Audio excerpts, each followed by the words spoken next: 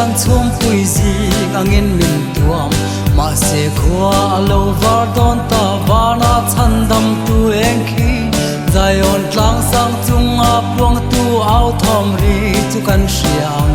lim takin kan in kho ma nga lal lo kal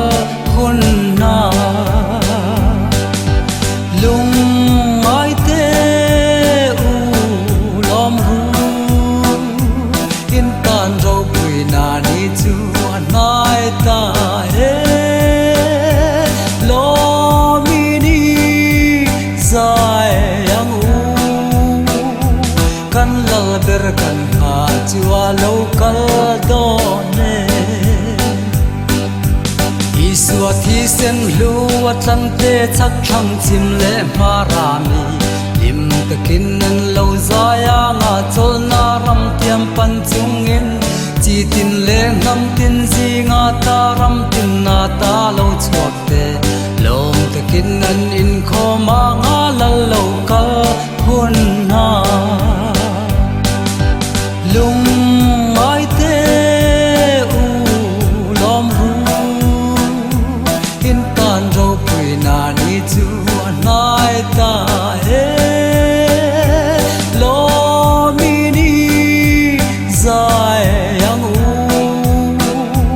kan lal ber kan ha chua lo kal do ne a chu na sa na hak tu te aman min la ron shuayang bang lo bin na rong i bolang thara mun nam te mangin e kho ve sual thim zinga hian kan khon phai chi an tin lim ta kin kan zai the yang la lo ka hun na lung ai te u lom ru in tan ro pui na ni chu nai ta he lo mi ni zai yang u kan lal ber kan ha chua lo kal do ne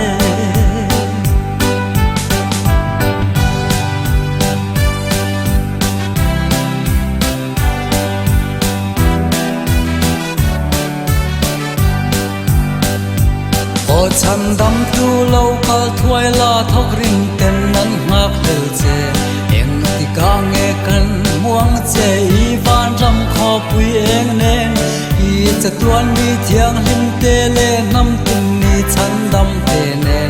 nang ma fa ka lo na sa kho kan ba nga lel e lung ai te u lom ru